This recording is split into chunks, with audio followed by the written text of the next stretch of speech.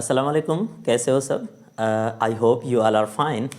बहुत लेट हो गया, राइट? लेकिन खैर कोई बात नहीं, आ तो गया ना। So this is Mohammad Siddique और आप देख रहे हैं the physics with Siddique sir. तो ये आज का जो लेक्चर है ये इंटर क्लास का है, इलेक्ट्रोस्टैटिक का पहला लेक्चर। देखें, इसको स्टार्ट करने से पहले मैं आपको बता दूं, जैसे आपका फर्स्ट चैप्टर है हीट थर्मोडायनामिक, मतलब बहुत कन्फ्यूजन वाला चैप्टर सा लगता है। उसके बाद जो है वो इलेक्ट्रोस्टैटिक, इलेक्ट्रिसिटी, इलेक्ट्रोमैग्नेटिज़म। तो ख़ास तौर पे मैंने ये सीरीज़ जो स्टार्ट की है ना, ये स्पेशली 3 चैप्टर्स पहले हम बिल्कुल डिटेल में कवर करेंगे, जो कि बहुत इम्पॉर्टेंट है। ठीक है ना, कभी किसी सिलेबस से इनको रिड्यूस किया ही नहीं जा सकता। कौन से? इलेक्ट्रोस्टैटिक, इलेक्ट्रिसिटी और उसके साथ इलेक्ट्रोमैग्नेटिज़म, यानी कि एंट्री क्लास का जो है चैप्टर नंबर 12, 13, 14 या फिर सेकंड, थर्ड और फोर्थ कह लें। ठीक है, तो सबसे ज़्यादा एंट्री क्लास में आपने जो फोकस करना है फिज़िक्स में, वो इन 3 चैप्टर्स के ऊपर फोकस करना है। ये बात आप लिख लो, वो कहते हैं ना, लिख लो मेरी बात। तो आप इन 3 चैप्टर्स को अगर कंप्लीटली कवर कर सकते हैं ना, तो ऐसा समझ लें कि आपका तकरीबन 80% जो है वो फिज़िक्स, एंट्री क्लास की फ़िज़िक्स का 80% हो गया। तो बाकी जो चैप्टर्स हैं वो भी इम्पॉर्टेंट हैं, लेकिन इतने नहीं जितने कि ये 3 चैप्टर्स हैं। इसलिए इलेक्ट्रोस्टैटिक का आज ये पहला लेक्चर है। ठीक है, किस चीज़ का? इलेक्ट्रोस्टैटिक। इलेक्ट्रोस्टैटिक का ये पहला लेक्चर है, लेक्चर नंबर 1। ठीक है, अच्छा, तो इलेक्ट्रोस्टैटिक का जो पहला लेक्चर है इसमें हम क्या क्या पढ़ेंगे, इन सारी चीज़ों को अभी मैं आपके सामने नहीं रख रहा, लेकिन एक बुनियादी चीज़ जो मैं आपको बता दूं कि यहाँ पे इस चैप्टर के अंदर हमने पढ़नी है वो क्या है। ठीक है, तो सबसे पहले जो बुनियादी चीज़ है इस चैप्टर की वो है चार्ज। हमने किस चीज़ को डिस्कस करना है इस चैप्टर के अंदर, ठीक है ना? तो सबसे पहले आपके जहन में यही होना चाहिए, चार्ज।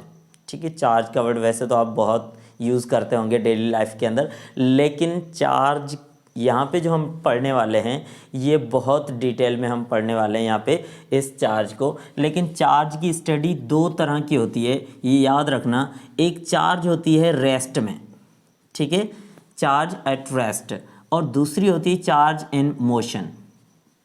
तो मूविंग चार्ज जो है उसकी स्टडी अलग है, और जो चार्ज रेस्ट में है उसके लिए स्टडी अलग है।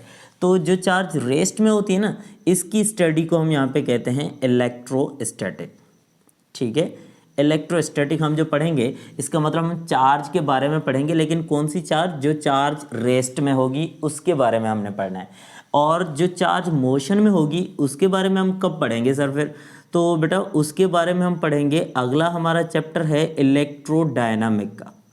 ठीक है, इलेक्ट्रोडायनामिक्स, और इसको इलेक्ट्रिसिटी भी कहा जाता है, इलेक्ट्रोडायनामिक या फिर इलेक्ट्रिसिटी। ठीक है ना, तो चार्ज की स्टडी 2 तरह की है, charge in rest, charge in motion. Charge in rest जिसको हम क्या कहेंगे? इलेक्ट्रोस्टैटिक, और चार्ज इन मोशन जिसको हम इलेक्ट्रोडायनामिक कहेंगे। अच्छा, इलेक्ट्रो वर्ड का मतलब ही चार्ज होता है। इलेक्ट्रो वर्ड का मतलब क्या होता है? चार्ज। और स्टैटिक का वर्ड मतलब क्या होता है? स्टैटिक वर्ड का मतलब होता है रेस्ट। इसका मतलब हुआ चार्ज इन रेस्ट। और यहाँ पे इलेक्ट्रो का वही मतलब सेम, क्या? चार्ज। इलेक्ट्रो का मतलब क्या है? चार्ज। और डायनामिक वर्ड हम किस लिए यूज़ करते हैं? मोशन के लिए। ठीक है, तो यहाँ पे हम क्या पढ़ेंगे इस चैप्टर के अंदर? हम पढ़ेंगे इलेक्ट्रोस्टैटिक, यानी कि चार्ज जो रेस्ट में चार्ज होती है उसके बारे में पढ़ना है हमने। ठीक है, एक मिनट में देख लूँ वीडियो चल रही है कि नहीं। ठीक है भाई, चल तो रही है। अच्छा डिस्टर्ब तो नहीं किया ना? अच्छा, तो चार्ज जो है वो रेस्ट में और मोशन में, इन दोनों चीज़ों को अलग अलग से पढ़ना है, ठीक है ना। ये हमारे पास अलग चैप्टर है, ये हमारे पास अलग चैप्टर है। तो फिलहाल हम जो पढ़ेंगे वो पढ़ेंगे इलेक्ट्रोस्टैटिक को, ठीक है। तो ध्यान में रखिए कि इलेक्ट्रोस्टैटिक को हम स्टार्ट करने जा रहे हैं आपकी टेक्स्ट बुक के हवाले से। वही सारी चीज़ें हम पढ़ेंगे, स्पेशली आपकी जो टेक्स्ट बुक्स हैं जिनमें आप फेडरल ले लें, Punjab board, Sindh text, KP के या फिर बलूचिस्तान बोर्ड। तो भाई बोर्ड कोई सा भी हो, फिज़िक्स तो वही होनी है ना। ऐसा नहीं कि सिंध बोर्ड वालों ने अलग से फ़िज़िक्स दे दी, पंजाब बोर्ड वालों ने अलग दे दी, फेडरल ने अलग दे दी, ऐसा कुछ भी नहीं है। फ़िज़िक्स सब में सेम होती है, सिर्फ जो है वो बुक एडिशंस अलग अलग होते हैं। टॉपिक्स की सीरीज़ जो है वो कुछ डिफरेंट हो सकती है, एग्जाम्पल कुछ डिफरेंट हो सकते हैं, या फिर यूँ कह लें बुक की साइज़ जो है वो डिफरेंट हो सकती है, लेकिन फ़िज़िक्स वही सेम रहेगी।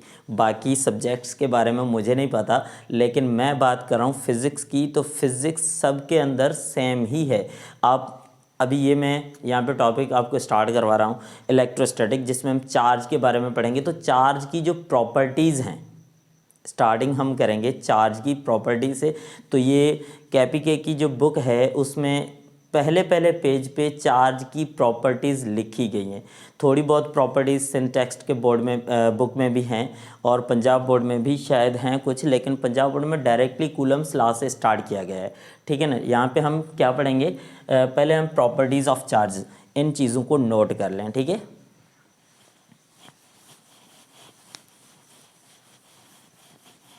अच्छा भाई, अब हम किस चीज़ के बारे में पढ़ने जा रहे हैं? अब हम पढ़ेंगे चार्ज के बारे में कि चार्ज होती क्या है, ठीक है। यानी कि चार्ज के बारे में जो जो चीज़ें हम यहाँ पे पढ़ेंगे, मैं थोड़ा साफ़ सुथरा लिखूँगा ताकि आप इन चीज़ों को नोट कर लें, अपने नोट्स बना लें। और कोई नोट्स नहीं होते भाई, यहीं से बोर्ड से जो कुछ भी आप जो है वो अपनी कॉपी में लिखेंगे ना, वही आपके लिए सूटेबल नोट्स हैं, क्योंकि इनको आपने समझा भी है और लिखा भी है। बाकी और जितने सारे भी आपको नोट्स मिलेंगे, मिल तो जाएंगे, लेकिन वो पढ़ने में मज़ा नहीं आएगा, वो आपको समझ में नहीं आएंगे। मैं यहाँ पे एक एक पॉइंट आपको नोट करवाता जाऊँगा, आप उनको समझते भी जाएँ और अपने नोट्स खुद ही बनाते जाएँ। तो यही एक सूटेबल मेथड होता है स्टडी के लिए, ठीक है। अच्छा चलें, बाकी जो चीज़ें हैं उनमें हम फजूल से टाइम वेस्ट नहीं कर रहे, चलें स्टार्ट करते हैं कि चार्ज जो है वो क्या है। अब देखिए हम यहाँ पे किन चीज़ों को डिस्कस करें। चार्ज की जो प्रॉपर्टीज़ हैं, बहुत सारी प्रॉपर्टीज़ हैं वैसे, ठीक है। तो इन सब चीज़ों को हम चेक करेंगे। सबसे पहले हम देखेंगे टाइप्स ऑफ चार्ज।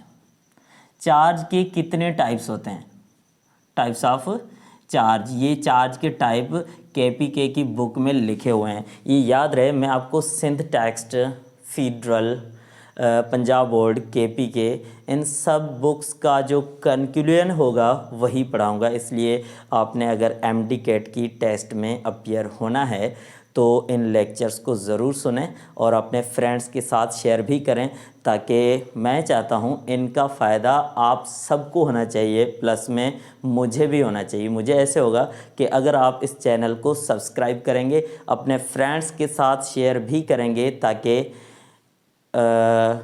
मेरा ये पूरा लेक्चर जो है वो सब तक पहुँचे, ठीक है। तो ये मेहनत जो मैं कर रहा हूँ आप सबके लिए कर रहा हूँ। अच्छा ठीक है, टाइप्स ऑफ चार्ज पे आते हैं। चार्ज के कितने टाइप होते हैं, ठीक है। अकॉर्डिंग टू केपी के बुक के अंदर ये टाइप्स लिखे हुए हैं, ठीक है ना। तो वहीं से आप देख भी सकते हैं इनको पहले पहले पेज पे। तो दो टाइप्स होते हैं चार्ज के, एक होता है पॉजिटिव, एक होती है पॉजिटिव चार्ज, ठीक है। और उसके साथ दूसरी क्या होती है, नेगेटिव चार्ज। एक पॉजिटिव तो दूसरी नेगेटिव। तो दो तरह की चार्जेस आ जाती हैं हमारे पास, पॉजिटिव चार्ज और नेगेटिव चार्ज। अच्छा, ये तो हो गए टाइप, लेकिन सर ये चार्ज खुद है क्या?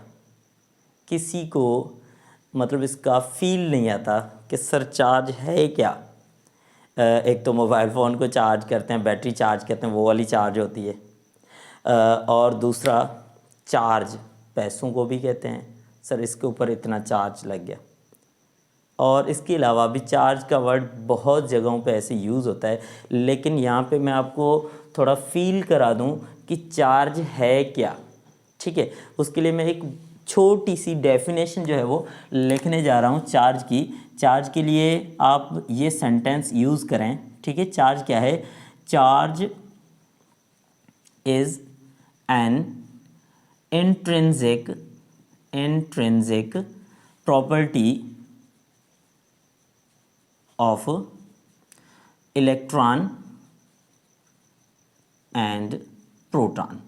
ठीक है, अच्छा यहाँ पे देखना ज़रा गौर से कि चार्ज क्या होती है। Charge is an intrinsic property of intrinsic property, ठीक है, intrinsic property of electron and proton. Electron और प्रोटॉन की इंट्रिंसिक प्रॉपर्टी होती है। अच्छा सर, ये इंट्रिंसिक प्रॉपर्टी का मतलब क्या है?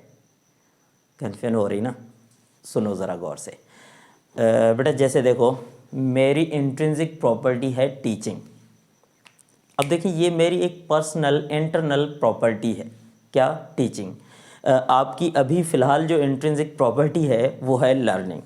ठीक है, तो आप स्टूडेंट्स हैं, आपने लर्न करना है, और मैं टीचर हूँ, मुझे टीच करना है। तो ये हमारी क्या हो गई? एक इंट्रिंसिक प्रॉपर्टी जो कि हमारे अंदर मौजूद है। तो ठीक वैसे ही इलेक्ट्रॉन और प्रोटॉन की एक इंट्रिंसिक प्रॉपर्टी होती है। अच्छा, ये इंट्रिंसिक प्रॉपर्टी इलेक्ट्रॉन और प्रोटॉन में क्यों होती है? ठीक है, इसी सेंटेंस को आगे बढ़ाते हैं। Charge is an intrinsic property of electron and proton by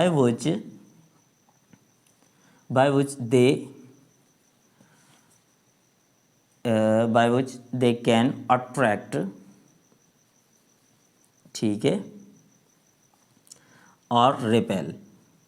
अच्छा भाई, इंट्रिंसिक प्रॉपर्टी होती है जिसकी मदद से ये क्या करते हैं, जिसकी मदद से ये अट्रैक्ट भी कर सकते हैं, रिपेल भी कर सकते हैं। अब देखें, सेम पोलैरिटी, लाइक चार्जेस होंगी, रिपेलियन होगी, अनलाइक चार्जेस होगी, अट्रैक्शन होगी। अब देखना, इसी लेक्चर की सीरीज़ में आप कनेक्टेड रहना, तो आपको इनका जो बेसिक रीज़न है वो भी पता चल जाएगा कि सेम चार्जेस रिपेल क्यों करती हैं, जो अपोजिट चार्जेस हैं वो अट्रैक्ट क्यों करती हैं। ये हम पढ़ेंगे electric field lines of force. आगे अपना जो टॉपिक है इलेक्ट्रिक फील्ड लाइंस का, उसमें हमारे पास ये डिटेल में डिस्कशन जो आएगा, वहाँ पे हमने ये डिस्कस करना है कि यहाँ पे अट्रैक्शन क्यों होती है, रिपेलियन क्यों होती है। ठीक है, तो अगले लेक्चर तक आपको इस सवाल के जवाब के लिए वेट करना पड़ेगा। सो सबसे पहले, charge is an intrinsic property of electron and proton by which they attract और रिपेल एनी ऑब्जेक्ट या एनी चार्जड ऑब्जेक्ट। ठीक है, एक दूसरे को ये अट्रैक्ट या फिर रिपेल करते हैं। तो ये इनकी एक इंट्रिंसिक प्रॉपर्टी होती है। अच्छा खैर, आगे बढ़ते हैं। पॉजिटिव नेगेटिव चार्जेस का जैसे हमने कंसेप्ट लिया, तो एक हम यहाँ पे वर्ड यूज़ करते हैं लाइक चार्जेस। ठीक है, लाइक चार्जेस होती हैं। लाइक का मतलब सेम या सेम टाइप की जो चार्जेस होती हैं ना, उनको हम क्या कहते हैं? Like charges. और दूसरी क्या होती हैं? Unlike charges. अनलाइक चार्जेस, ठीक है। अनलाइक चार्जेस क्या होती हैं? जो अपोजिट टाइप चार्जेस हों, ठीक है, जो सेम ना हो, अपोजिट हों, तो उनको हम क्या कहते हैं? Unlike charges. ठीक है बेटा। अच्छा, लाइक चार्जेस क्या करते हैं? Like charges repel each other. जो एक जैसी चार्जेस होती हैं वो रिपेल करती हैं, और जो अनलाइक चार्जेस होती हैं, अपोजिट चार्जेस होती हैं, वो क्या करती हैं? एक दूसरे को अट्रैक्ट। अच्छा सर, ये रिपेल क्यों करती हैं, अट्रैक्ट क्यों करती हैं? तो बेटा मैंने आपको पहले बता दिया है। इसका डिटेलिंग रीज़न अगर आपने देखना है तो इस सीरीज़ के साथ कनेक्टेड रहना है। तो अगला लेक्चर इंशाल्लाह जो हमारे पास इलेक्ट्रिक फील्ड ऑफ लाइंस का होगा, उसमें आपको सब कुछ पता चल जाएगा कि इन चार्जेस के दरमियान अट्रैक्शन और रिपेलियन क्यों होती है। क्योंकि ये पूरा खेल जो है ना, ये पूरी गेम जो है वो है इलेक्ट्रिक फील्ड ऑफ लाइंस। तो इलेक्ट्रिक फील्ड की जो लाइनें बनती हैं, ये पूरा गेम उनका ही है। ठीक है, इसलिए वहाँ पे हम देखेंगे कि अट्रैक्शन और रिपेलियन का बेसिक मैकेनिज़्म क्या है। अच्छा ठीक है, एक लाइक अनलाइक चार्जेस होती हैं, इस हिसाब से हमें पता चलता है कि यहाँ पे रिपल्शन होगी या फिर अट्रैक्शन होगी। अच्छा, उसके बाद एक और प्रॉपर्टी ऑफ चार्जेस हमें पता चलती है, और वो क्या है, एक और प्रॉपर्टी है चार्जेस की, वो ये है कि चार्ज जो है वो स्मॉलेस्ट कितनी हो सकती है, छोटे से छोटी चार्ज कितनी हो सकती है, ठीक है, स्मॉलेस्ट चार्ज। तो बेटा स्मॉलेस्ट चार्ज, कम से कम जो चार्ज होती है वो कितनी बन सकती है, वो होती है चार्ज ऑफ इलेक्ट्रॉन और प्रोटॉन, ठीक है, इलेक्ट्रॉन की चार्ज या फिर प्रोटॉन की जो चार्ज होती है, ये सबसे छोटी चार्ज होती है, इससे छोटी चार्ज एग्जिस्ट नहीं करती। अच्छा, इससे छोटी चार्ज एग्जिस्ट नहीं करती, यहाँ पे आपको कोई भी कंफ्यूज कर सकता है कि सर क्वार्क्स की जो चार्ज होती है वो इलेक्ट्रॉन और प्रोटॉन की चार्ज से छोटी होती है। ठीक है भाई, मान लिया कि इलेक्ट्रॉन और प्रोटॉन की चार्ज से क्वार्क्स की चार्ज जो है वो छोटी होती है, लेकिन याद रख लो वो चार्ज स्टेबल नहीं होती। इलेक्ट्रॉन और प्रोटॉन की जो चार्ज है वो स्टेबल चार्ज होती है, ठीक है, लेकिन बाकी कोई भी इनसे छोटी चार्ज अगर कोई भी हो तो वो स्टेबल नहीं होती, वो अकेले सिर्फ एग्जिस्ट नहीं कर सकती, लेकिन इलेक्ट्रॉन और प्रोटॉन की चार्ज एग्जिस्ट कर सकती है। तो कम से कम जो चार्ज होती है ना वो चार्ज ऑफ इलेक्ट्रॉन होती है, जो कि कितनी होती है, इलेक्ट्रॉन की चार्ज 1.6 इंटू 10⁻⁻19 कूलम। अरे सर यहाँ पे एक नई चीज़ आ गई, कूलम। ये कूलम क्या होता है? ठीक है भाई, आगे डिस्कस करते हैं। फ़िलहाल तो मैं सिंपल में यही बता सकता हूँ कि भाई कूलम जो है वो चार्ज का यूनिट है, लेकिन एक कूलम चार्ज कितनी चार्ज होती है इसको भी हम देखेंगे यहीं पे, ठीक है, कि एक कूलम चार्ज को आप कैसे डिफ़ाइन करेंगे। ठीक है, यूनिट पे भी आते हैं। ठीक है, चलें यूनिट की बात करते हैं पहले। चार्ज का जो यूनिट है, ठीक है, या फिर आप इसको एसआई यूनिट कह लें। तो चार्ज का यूनिट क्या है? चार्ज का यूनिट है कूलम। ठीक है, चार्ज का यूनिट क्या है? कूलम, जिसको हम कैपिटल सी से डिनोट करते हैं। अच्छा, अब 1 कूलम को डिफाइन कैसे करेंगे? अभी आपको 1 कूलम की डेफिनेशन समझ आए या ना आए, क्योंकि 1 कूलम की डेफिनेशन को समझने के लिए कुछ और टर्म्स जो हैं वो भी हमें समझने पड़ते हैं, ठीक है ना। तो देखना, अरे भाई समझ आ जाएगी, क्यों समझ नहीं आएगी यार, थोड़ा ध्यान से देखिएगा ज़रा। भाई ये हमारे पास एक कंडक्टर है, और कंडक्टर के अंदर क्या होता है कि एटम्स तो होते ही हैं, साथ में बहुत सारे फ्री इलेक्ट्रॉन्स होते हैं। जब भी कंडक्टर की बात आ जाती है ना, तो इसका मतलब होता है उसके अंदर बहुत सारे फ्री इलेक्ट्रॉन्स होते हैं, ठीक है। अच्छा, अब फ्री इलेक्ट्रॉन्स होते हैं बहुत सारे, लेकिन हर एक इलेक्ट्रॉन के पास इतनी चार्ज होती है। हम डिफाइन करने जा रहे हैं 1 कूलम को। थोड़ा ध्यान से सुनिएगा, इस एग्जाम्पल को ज़रा गौर से देखना तो आपको फील आ जाएगा कि 1 कूलम होता क्या है। ठीक है, तो देखें, ये हमारे पास एक कंडक्टर है जिसके अंदर बहुत सारे फ्री इलेक्ट्रॉन्स अवेलेबल हैं। अब हम क्या करते हैं, अब हम इस कंडक्टर को कनेक्ट करते हैं बैटरी के साथ। ये आ गई बैटरी। अब इसको हमने कनेक्ट कर लिया बैटरिया के साथ, ठीक है। अच्छा, ये बैटरी है जिसका छोटा टर्मिनल नेगेटिव होता है और बड़ा वाला टर्मिनल पॉजिटिव होता है। बड़े टर्मिनल का मतलब है हायर पोटेंशियल, जो कि पॉजिटिव होता है। छोटे टर्मिनल का मतलब है लोअर पोटेंशियल, जो कि छोटा होता है साइज़ में, ठीक है। तो अब यहाँ से करंट फ्लो करना शुरू करेगा, करंट फ्लो करेगा इस डायरेक्शन में, ठीक है, पॉजिटिव टू नेगेटिव। लेकिन बेटा याद रहे, जो इलेक्ट्रॉन्स फ्लो करेंगे ना वो इस डायरेक्शन में फ्लो करेंगे। ये करंट की फ्लोइंग का डायरेक्शन है और ये इलेक्ट्रॉन्स की फ्लोइंग का डायरेक्शन है। ये सारी बातें धीरे धीरे समझ आ जाएंगी, जल्दी नहीं है। ऐसा नहीं कि सर ये इलेक्ट्रॉन इधर जा रहे हैं, करंट इधर जा रहा है, बात कुछ पल्ले नहीं पड़ रही, तो भाई परेशान होने की बिल्कुल भी ज़रूरत नहीं है, ज़रा रिलैक्स हो जाएं, सब कुछ समझ आ जाएगा। इसलिए मैंने आपको शुरू में ही बोल दिया, इस सीरीज़ के साथ कनेक्टेड रहना, सब कुछ समझ में आ जाएगा। अगर समझ ना आए तो मेरी जिम्मेदारी है भाई, ठीक है, सब कुछ समझ आ जाएगा। तो बेटे ये इस डायरेक्शन में क्या फ़्लो होता है, इस डायरेक्शन में फ़्लो होता है करंट, और इस डायरेक्शन में फ़्लो होते हैं इलेक्ट्रॉन्स। ठीक है, मैं यहाँ पे लिख लेता हूँ, इलेक्ट्रॉन्स इसी डायरेक्शन में फ़्लो होते हैं, करंट इसी डायरेक्शन में फ़्लो होता है। यहाँ पे हम बात कर रहे हैं मूविंग चार्जेस की। मैंने आपको स्टार्टिंग में बताया है कि मूविंग चार्जेस की स्टडी हम डिटेल में कहाँ पे पढ़ेंगे, इलेक्ट्रोडायनामिक के चैप्टर के अंदर। फ़िलहाल ये हमारे पास जो है वो इलेक्ट्रोस्टैटिक है, ठीक है। लेकिन हमें एक कूलम की जो वैल्यू है, एक कूलम जो चार्ज होती है, उसको समझने के लिए एक छोटा सा एग्जाम्पल यूज़ करना पड़ता है, ठीक है। अच्छा, ये हमारे पास जो इलेक्ट्रॉन्स हैं वो इस डायरेक्शन में फ़्लो करते हैं, करंट इस डायरेक्शन में फ़्लो करती है। अच्छा, अभी हमने देखना क्या है, अभी हमने देखना है कि ये हमारे पास कोई एक चेक पोस्ट है, यूँ समझ लें कि ये एक कोई चेक पोस्ट है, ठीक है।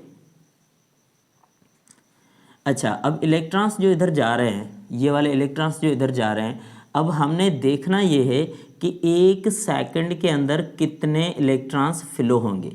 एक सेकंड के अंदर इस पॉइंट से, ये कंडक्टर जो कि हमने रखा है, इस कंडक्टर के ऊपर हमने एक चेक पोस्ट लगाई हुई है। ऐसा समझ लें कि जैसे रास्ता होता है तो वहाँ पे एक चेक पोस्ट होती है, तो उसी चेक पोस्ट से कितनी जो गाड़ियाँ हैं वो गुज़रती हैं, अगर उनको काउंट किया जाए तो ठीक वैसे ही ये एक चेक पोस्ट है, ये गाड़ियाँ गुज़र रही हैं यानी कि इलेक्ट्रॉन्स। तो हमने यहाँ पे काउंट करना है, ठीक है, काउंट करना है कि कितने इलेक्ट्रॉन्स यहाँ से पास होंगे। तो जब इतने इलेक्ट्रॉन पास होते हैं, कितने भाई, जब इलेक्ट्रॉन पास होते हैं 6.25 इंटू 10⁻18, इतने सारे इलेक्ट्रॉन्स जब यहाँ से पास होते हैं तो उस चार्ज को कहा जाता है 1 कूलम चार्ज। ज़रा ध्यान से सुनिएगा, क्योंकि इलेक्ट्रॉन हम पढ़ चुके हैं। इलेक्ट्रॉन एक बेसिक जो वैल्यू है चार्ज की वो है, मतलब सबसे छोटी वैल्यू जो चार्ज की है वो कितनी है, 1.6 इंटू 10⁻⁻19 कूलम, ठीक है। और अब एक कूलम को हम डिफाइन कैसे करते हैं कि हम कहते हैं कि किसी कंडक्टर में से जब यहाँ से इलेक्ट्रॉन पास होते हैं तो इलेक्ट्रॉन्स की तादाद कितनी होनी चाहिए, 6.25 इंटू 10⁻18, इतने सारे इलेक्ट्रॉन। लेकिन एक और शर्त भी है, सिर्फ बात यहीं पे ख़त्म नहीं हुई, एक और शर्त भी है। कौन सा शर्त है कि इस कंडक्टर के अंदर जो करंट है वो कितना होना चाहिए, 1 एम्पियर। इस कंडक्टर के अंदर 1 एम्पियर का करंट होना चाहिए, और यहाँ पे इलेक्ट्रॉन्स जो यहाँ से गुजरेंगे वो कितने टाइम में गुजरेंगे, 1 सेकंड में, ठीक है। अब देखो फिर से मैं इसी डेफिनेशन को, 1 कूलम की डेफिनेशन को दोबारा रिपीट कर रहा हूँ, ठीक है। तो 1 कूलम की डेफिनेशन है कि अगर एक हमारे पास कंडक्टर है, उसी कंडक्टर में से कितना करंट फ्लो हो रहा है, 1 एम्पियर, 1 एम्पियर का करंट फ्लो हो रहा है, ठीक है। अच्छा, जब 1 एम्पियर का करंट फ्लो हो रहा है उस कंडक्टर से, तो उस कंडक्टर में कोई भी एक हमने पॉइंट सिलेक्ट कर दी। अब हमने देखना है कि 1 सेकंड में उसमें से, उस पॉइंट से 1 सेकंड में कितने इलेक्ट्रॉन पास होते हैं। अगर हम कहेंगे उस पॉइंट से 1 सेकंड में इतने सारे इलेक्ट्रॉन पास हो जाएं, तो हम कह सकते हैं कि उस चार्ज का जो अमाउंट है जो कि यहाँ से पास हुआ वो कितना अमाउंट है, 1 कूलम। तो ये देखें एक डेफिनेशन है किस चीज़ की। अगर समझ नहीं आई तो इस वीडियो को ज़रा थोड़ा पीछे करके फिर से इस इक्वेशन को, इस डेफिनेशन को सुन लें, ठीक है। मैं दोबारा रिपीट नहीं कर रहा, आप इस वीडियो को थोड़ा रिपीट करके दोबारा सुन लें कि एक कूलम चार्ज को कैसे डिफ़ाइन किया जाएगा, ठीक है। चले आगे बढ़ते हैं कि ज़्यादा टाइम नहीं लूँगा मैं, आपका वीडियो लंबी हो जाती है, फिर आपको भी देखने में दिक्कत होती है, ठीक है। अच्छा ठीक है, यहाँ पे यूनिट जो है वो डिस्कस हुआ। उसके बाद एक और चीज़, ठीक है, वो क्या है, वो ये है कि अगर हमारे पास चार्ज की बात हो रही है तो चार्ज, देखें ये मैं एक पॉइंट लिख रहा हूँ, charge can not reside without mass, ठीक है, charge can not reside without mass, but mass can reside without charge. अब इस पॉइंट को ज़रा गौर से देखें भी, नोट भी कर लें और समझ भी लें, ठीक है, कि charge can not reside without mass but mass can reside without charge. So how it is possible, या फिर इसका मतलब क्या हुआ। अब इसका मतलब बिल्कुल आसान लैंग्वेज में अगर देखें तो इसका मतलब ये है कि ये कोई भी हमारे पास चार्ज है, कोई भी चार्ज है, पॉजिटिव चार्ज है, प्लस चार्ज है, जितनी भी है, ठीक है, लेकिन ये चार्ज अकेली नहीं हो सकती। इस चार्ज के साथ कुछ ना कुछ मास ज़रूर होगा, जितना भी हो इस चार्ज के साथ मास का होना ज़रूरी है, ठीक है। ये चार्ज जो है, चार्ज के लिए क्यू की सिंबल यूज़ करते हैं, इस चार्ज के लिए मास का होना ज़रूरी है, ठीक है। अच्छा, लेकिन इस तरह पॉसिबल नहीं है कि यहाँ पे सिर्फ चार्ज हो, ठीक है, यहाँ पे चार्ज है, देखो यहाँ पे चार्ज है तो उसके साथ मास भी है, ऐसा नहीं है यहाँ पे चार्ज हो लेकिन उसके साथ मास ना हो, दिस इज़ नॉट पॉसिबल, ठीक है। चार्ज हो लेकिन मास ना हो, that is not possible. Charge होगी तो उसके साथ मास का होना ज़रूरी है, लेकिन ये पॉसिबल नहीं है, लेकिन ये पॉसिबल है कि आपके पास चार्ज जो है नहीं है, ठीक है, चार्ज नहीं है लेकिन सिर्फ मास है। बेटा ये कंडीशन देखें, चार्ज जो है उसके साथ मास का होना ज़रूरी है, ये कंडीशन जो है वो फॉलो होगी, ये कंडीशन सही है क्योंकि चार्ज के साथ मास भी है। यहाँ पे ये कंडीशन पॉसिबल नहीं है क्योंकि यहाँ चार्ज के साथ मास नहीं है, मास को मैंने क्रॉस लगा दिया ना, मतलब मास नहीं है, ठीक है। और यहाँ पे ये वाली कंडीशन अगर देखें तो ये पॉसिबल है कि मास जो है वो चार्ज के बगैर रिजाइड कर सकता है, चार्ज जो है वो मास के बगैर रिजाइड नहीं कर सकती और मास जो है वो चार्ज के बगैर रिजाइड कर सकता है, ठीक है। इसका आपके पास एग्जांपल है, जैसे न्यूट्रॉन है, तो देखिए न्यूट्रॉन के पास क्या होता है, न्यूट्रॉन के पास सिर्फ मास होता है, उसके पास चार्ज नहीं होती, ठीक है ना। अगर आप इसका एग्जांपल लेते हैं इसका, तो आपके पास इसका एग्जांपल प्रोटॉन है, प्रोटॉन के पास मास भी है तो चार्ज भी है। इसका एग्जांपल आपके पास इलेक्ट्रॉन है, इसका एग्जांपल आपने न्यूट्रॉन ले लिया। तो कोई भी आप, ज़रूरी नहीं न्यूट्रॉन, आप कोई भी न्यूट्रल एटम ले लें, न्यूट्रल एटम, ठीक है। अच्छा, इसका एग्जांपल आप ज़रूरी नहीं इलेक्ट्रॉन प्रोटॉन लें, यहाँ पे कोई आप आयन भी ले सकते हैं क्योंकि आयन के ऊपर चार्ज होती है, ठीक है। आयन का मास तो होता ही है, साथ में चार्ज भी होती है, लेकिन इसका आपको कोई भी एग्जांपल नहीं मिलने वाला क्योंकि इस तरह की कंडीशन पॉसिबल नहीं है। समझ आ गई बात ये। अच्छा, उसके बाद एक और चीज़ डिस्कस करनी है हमने, ठीक है, वो क्या है कि चार्ज जो है, चार्ज इज़ क्वांटाइज्ड। अब देखिए यहाँ पे एक और टर्म यूज़ हुआ है, चार्ज जो है वो क्या होती है, क्वांटाइज्ड होती है। अब सर ये क्या बल्ला है, क्वांटाइज्ड का मतलब क्या है? तो बेटा ये बहुत अहम चीज़ है, ये सब जितनी भी हमने चीज़ें पढ़ी सारी अहम हैं, बहुत इम्पोर्टेंट हैं, लेकिन ये तो मैं कहता हूँ सबसे इम्पोर्टेंट है। ये जो प्रॉपर्टी है चार्ज की, ये सबसे इम्पोर्टेंट है। देखें ये हमारे पास कितने सारे सवाल जो हैं वो इसी पॉइंट से सॉल्व होते हैं हमारे, ठीक है, स्पेशली एमसीक्यूज़। अच्छा ठीक है, तो चार्ज जो है वो क्वांटाइज्ड कैसे होती है, अब देखना ज़रा कि ये हमारे पास क्वांटाइजेशन का मतलब मैं पहले आपको थोड़ा सिंपल लैंग्वेज में समझा देता हूँ ताकि आपको ये क्वांटाइजेशन जो है वो इजीली समझ आ जाए। ठीक है, ये आपकी सिंटैक्स की बुक के पैरा जो है वो स्टार्टिंग वाले पैरा में लिखी हुई है कि चार्ज जो है वो कंजर्व्ड होती है, क्वांटाइज्ड होती है। चलो पहले क्वांटाइज्ड को कंसिडर मतलब डिस्कस करते हैं, उसके बाद कंजर्व्ड चार्ज जो होती है उसको भी डिस्कस करेंगे। ठीक है, अच्छा तो मैं बात कर रहा था सिंपल एग्जाम्पल की।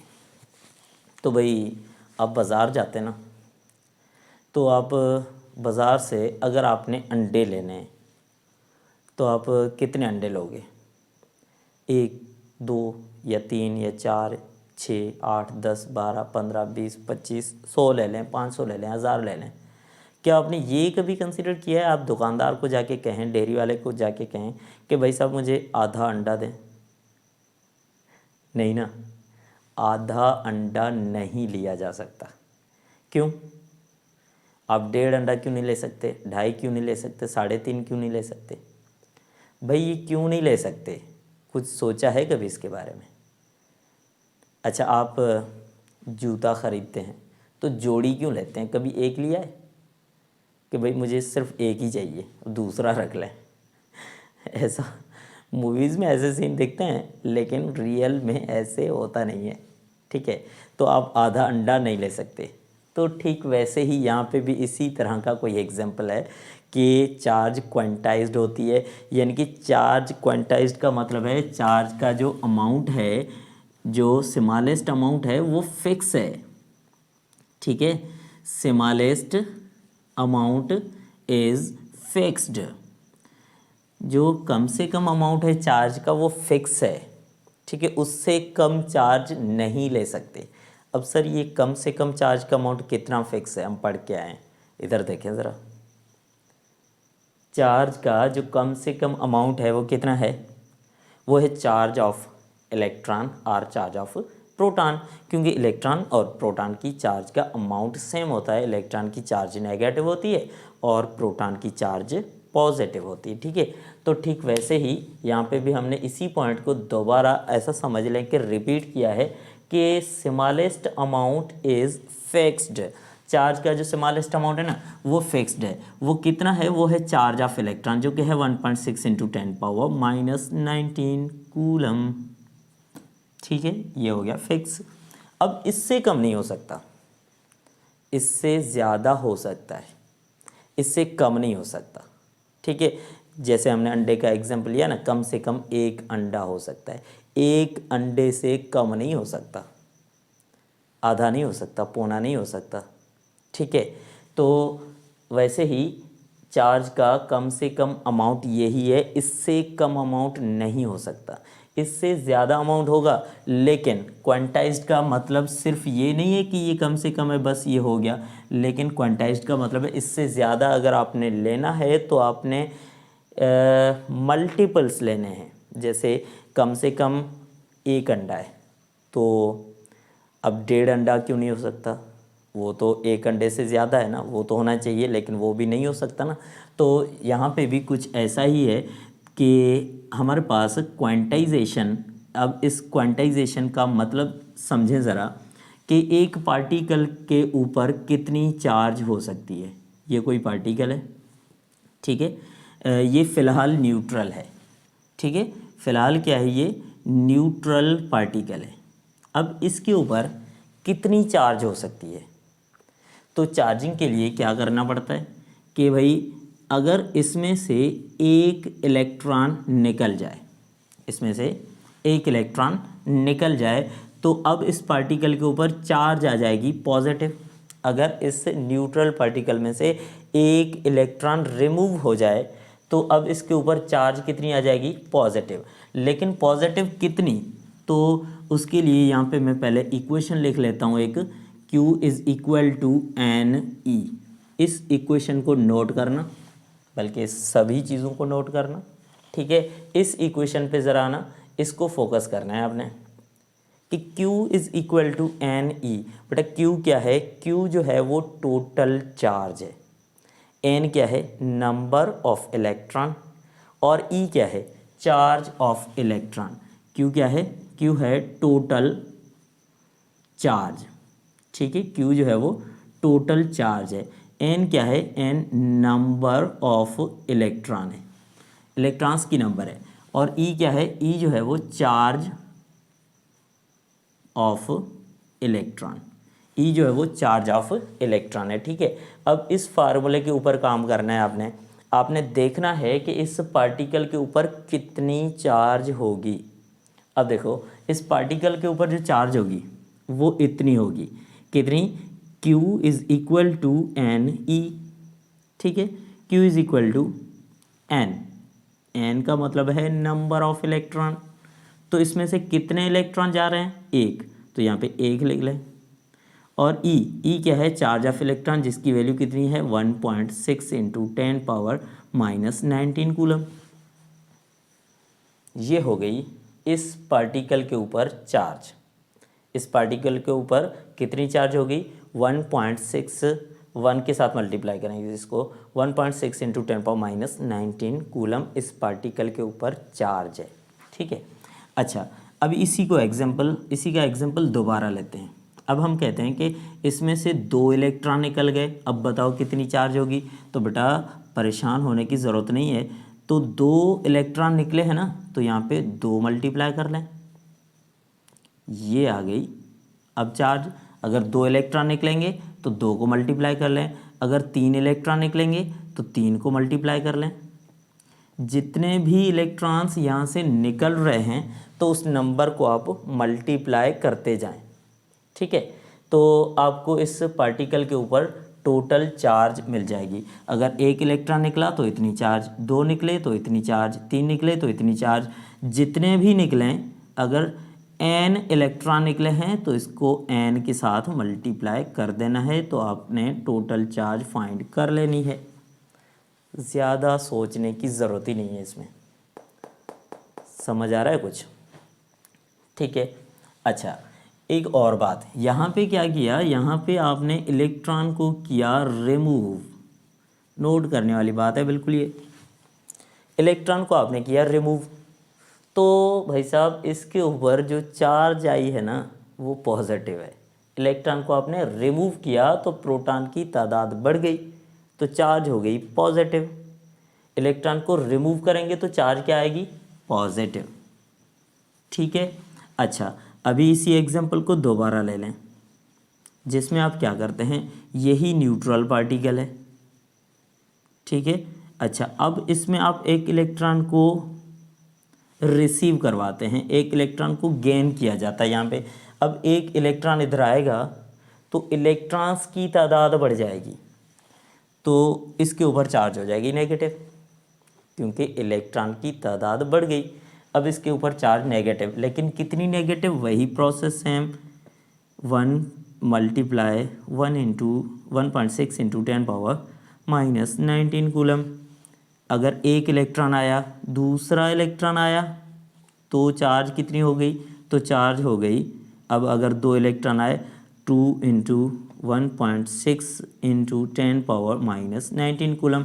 जितने भी इलेक्ट्रॉन आते जाएंगे उतना चार्ज का अमाउंट बढ़ता जाएगा, ठीक है। अगर इलेक्ट्रॉन आ गए Qn, तो n इंटू 1.6 इंटू 10⁻⁻19 कूलम। तो इस तरह आप इसको कंटिन्यू करते जाएं, तो इसको हम कहते हैं क्वांटाइजेशन ऑफ चार्ज।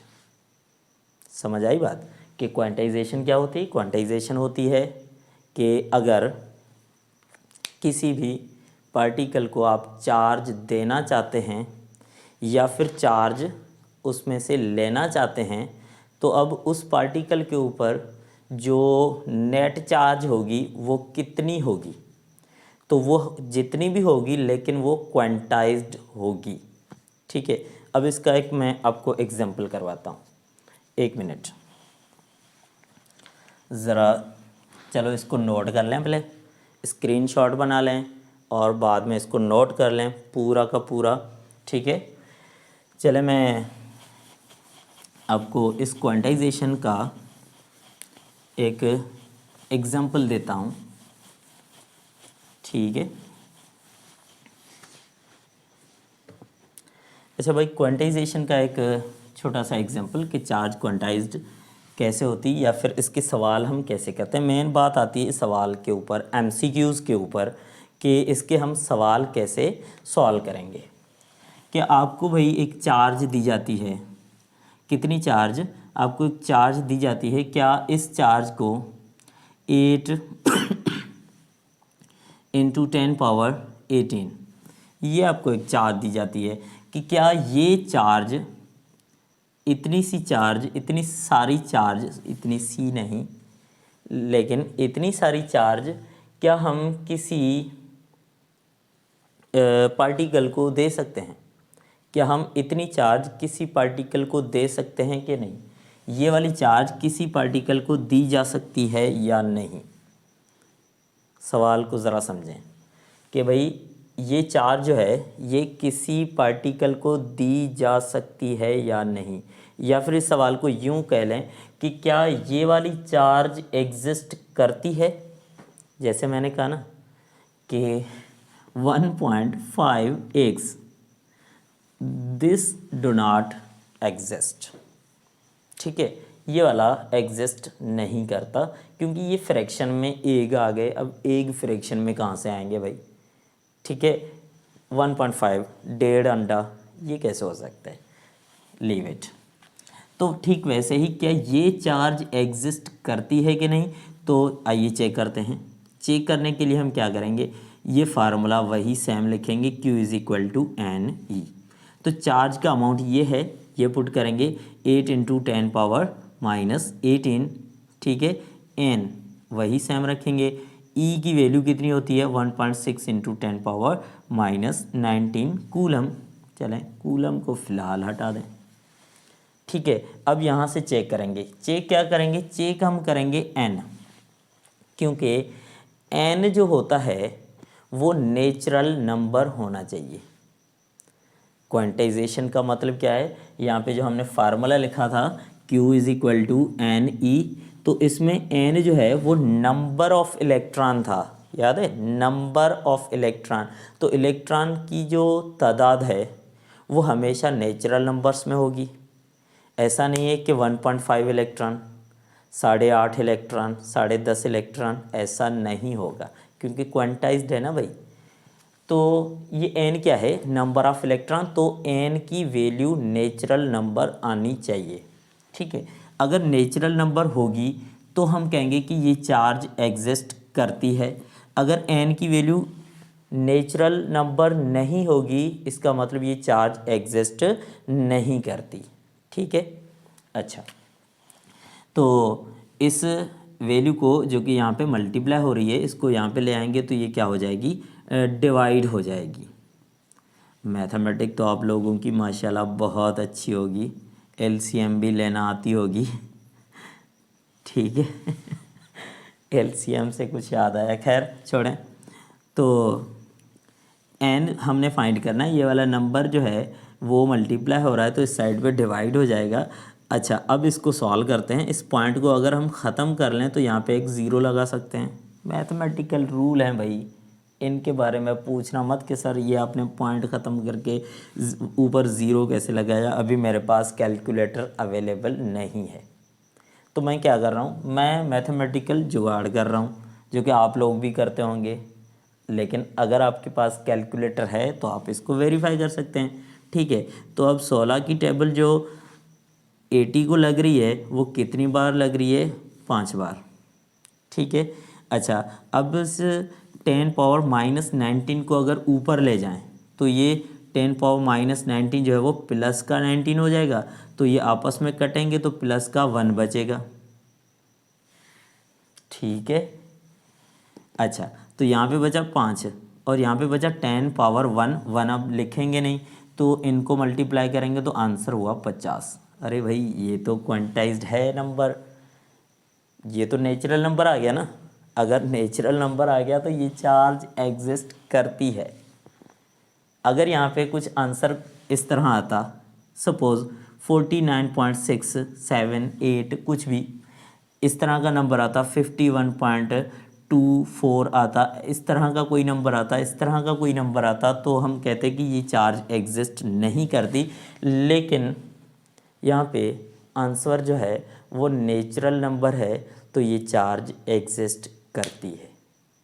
ठीक है, अगर कोई भी आप इस तरह का सॉल्यूशन लेते हैं, एन की वैल्यू जो है वो नेचुरल नंबर्स में मिलती है, तो भाई वो चार्ज एग्जिस्ट करती है। ठीक है ना। अच्छा, एक और प्रॉपर्टी जो है वो रह रही है। 1 मिनट में देख लूँ वीडियो की साइज़ कितनी हो गई। हो तो बहुत गई है, लेकिन ठीक है चलने देते हैं। ठीक है, क्योंकि एक और प्रॉपर्टी हमने अभी डिस्कस करनी है। तो भाई ये जो कुछ भी आप पढ़ रहे हैं यहाँ से, इनको नोट करते जाएं और अपने नोट्स बनाते जाएं, तो आपको इंशाल्लाह एमडी कैट में कोई दिक्कत, फ़िज़िक्स में तो कोई दिक्कत होने वाली है नहीं। ठीक है। अच्छा, चार्ज है, चार्ज इज़ कंजर्व्ड। अब इसका मतलब क्या है? चार्ज जो है वो कंजर्व्ड होती है। ये आपकी सिंथ टेक्स्ट में भी लिखा हुआ है, बाकी बुक्स में भी लिखा हुआ है कि कंजर्वेशन ऑफ चार्ज, जैसे आपने पढ़े होंगे law of conservation of energy, law of conservation of mass, law of conservation of momentum. तो वहाँ पे आप क्या पढ़ते हैं? Sir energy neither be created nor be destroyed वगैरह वगैरह। अरे भाई वही सेम जो है वो लॉ ऑफ कंजर्वेशन चार्ज के लिए भी है, कि चार्ज जो है वो क्रिएट नहीं होती, ना ही डिस्ट्रॉय होती है। आप ऐसे भी समझ सकते हैं। ठीक है ना, कि वही सेम कंजर्वेशन ऑफ चार्ज का जो टॉपिक है, जो लॉ है, वो law of conservation of charge भी है, कि चार्ज जो है वो भी कंजर्व्ड ही होती है। ठीक है, अब देखें कैसे होती है। कि ये हमारे पास एक ऑब्जेक्ट है, ये हमारे पास एक बॉक्स है, यूँ समझ लें। ठीक है, अब इस बॉक्स के अंदर हमारे पास एक पार्टिकल है जिसके ऊपर चार्ज है +2, एक और पार्टिकल है जिसके ऊपर चार्ज है -5। ठीक है, अब हमसे अगर पूछा जाए कि भाई इस बॉक्स के अंदर जो पार्टिकल्स हैं उनका टोटल चार्ज कितना है, +2 -5, तो टोटल चार्ज बना, या फिर नेट चार्ज इसको कहें, वो कितना बना, -3। ठीक है, अब देखें इस बॉक्स के अंदर जो इस बॉक्स के अंदर जो 2 पार्टिकल्स हैं, उन दोनों पार्टिकल्स का अगर टोटल चार्ज कैलकुलेट किया जाए तो कितना बनने वाला है, -3। अच्छा, अब हम क्या करते हैं, इसको ज़रा शेक करते हैं। ये बॉक्स है, इसको ज़रा हिलाते हैं, तो उसके अंदर जो पड़े ऑब्जेक्ट्स हैं, जो अंदर पड़ी चीज़ें हैं, वो आपस में टकराने वाली हैं। तो टकराने से क्या होगा, यहाँ पे फ्रिक्शन टाइप कुछ होगा, तो इनके एक दूसरे के टकराने से चार्ज ट्रांसफ़र होती है। ठीक है, अब इनको टकराने के बाद ये हो गया बिफोर, ये सिचुएशन है बिफोर की, और ये सिचुएशन है आफ्टर की। ठीक है, अब आफ्टर अगर हम आप देखेंगे, इसके ऊपर चार्ज आ गई -4। ठीक है, और इस पार्टिकल के ऊपर चार्ज आ गई +1। ठीक है। अच्छा, अब सर इसकी नेट चार्ज कितनी होनी चाहिए? भाई देख लें कितनी है, -3, तो बिल्कुल वही सेम जो पहले थी। पहले भी नेट चार्ज कितनी थी, -3, अब भी नेट चार्ज कितनी है, -3। तो इस तरह होता है कंजर्वेशन का लॉ।